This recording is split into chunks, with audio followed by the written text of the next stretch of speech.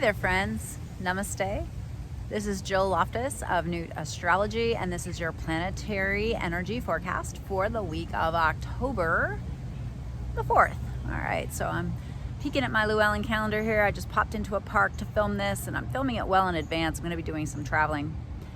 We're coming off of a couple of very, very intense weeks, particularly that, long-standing difficulty between Mercury, which represents the mind and how we communicate, and Pluto, the energy of regeneration, death, dying, and rebirth.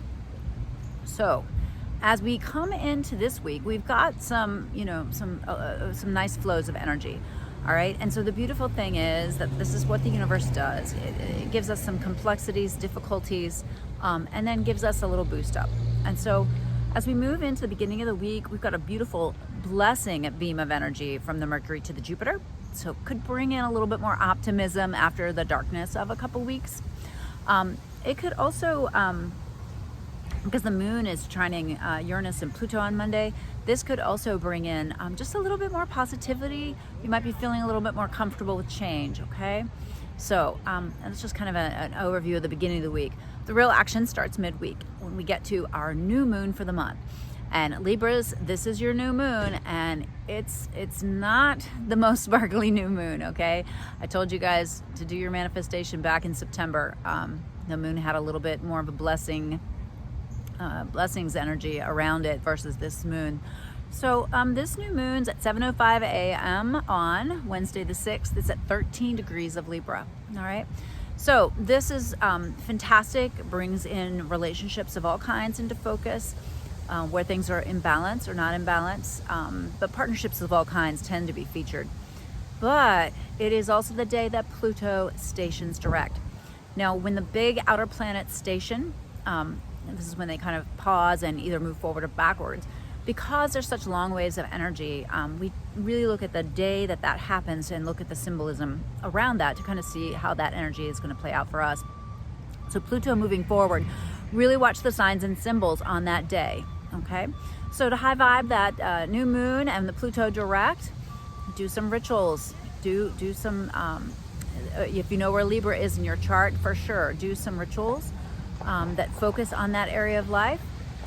Maybe make a relationship altar if you're looking for a relationship or you're trying to strengthen your relationship. That's a great positive way to work with that Libra energy. Notice where things are out of balance, particularly in your relationships, right? And then, watch the potential low vibes here are, I want a relationship at all costs. I will sacrifice myself. I'll be with this person who's not good for me just because I don't want to be alone. Those are the low vibe ways to handle this energy. Another thing that this moon is going to do on this day is going to hit Mars. So you're going to have this new moon, which is powerful. Pluto direct, powerful. And then the moon's going to hit Mars. And this is going to be a Marsy few weeks here. We got to really get our, the high vibing Mars energy on. And you'll see the low vibing Mars is just really where people in our culture go to all the time, right? Fighting, arguing, power tripping, hurting, harming, all negative Mars energies. So instead you want to build up a positive Mars, taking righteous, good, positive actions, moving in the directions of where you want to go in life. Exercise is a great way to move Marsian energy. Stand up for others is a beautiful way to use that Mars in Libra. Now, as we get through that, on the 7th, we've got Venus moving into Sagittarius. Okay, so new vibe for Venusian energy. Maybe a little more worldly, a little more active, a little more let's have a good time. We've made it through the depths of Scorpio, right? So as you move into that different kind of feeling, have fun, enjoy it, but don't go too far, all right? Venus and Sag can be a little bit of, fuck it, let's just have a good time. Okay, so don't go too far on that. But then, wow, we've got, again, the Mars is very activated. Friday, the sun is going to hit Mars as the moon opposes Uranus and squares Jupiter. Friday, the way to work with this energy is to, again, engage in where you need to take action. Things that you've been delaying, putting off. I know it's hard. Mercury's retrograde, right? But if you've been putting off some of those retrograde fix-its or reviews or things like that, get her done.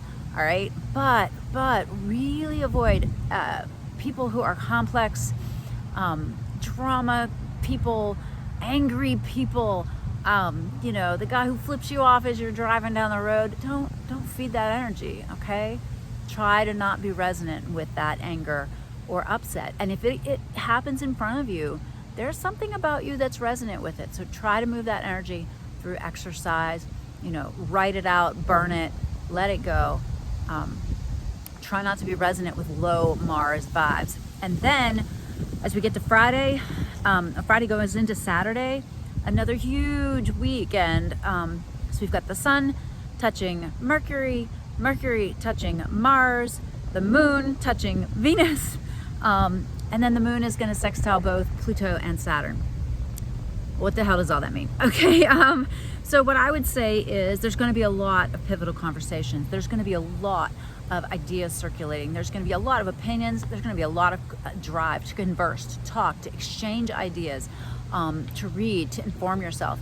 So don't just skim the news, okay? Read a book on a subject that you're trying to understand instead of just, you know, taking CNN's word for it or Fox News's word for it, right? Educate yourself, learn, study, understand, explore. Have these conversations with the people you love. Let their ideas challenge you and help you to create a strengthened understanding of what you really believe and what is true for you, okay? So, you know, the low vibe for this would definitely be anger type stuff, arguments, you know, texting too much, you know, texting is such an incomplete form of conversation. Just real conversations with real people, you know, always with truth, always cloaked in love and kindness, compassion. Okay. All right. So, I know everything has been a lot. You have got to take care of yourselves. This is a marathon, not a sprint. November is a lot. December is a lot. Okay. So I hope this was helpful for you. I hope you enjoyed this forecast. And if you found it interesting, please like the video, share it with your friends, and I will see you next week for your next Planetary Energy Forecast. Bye.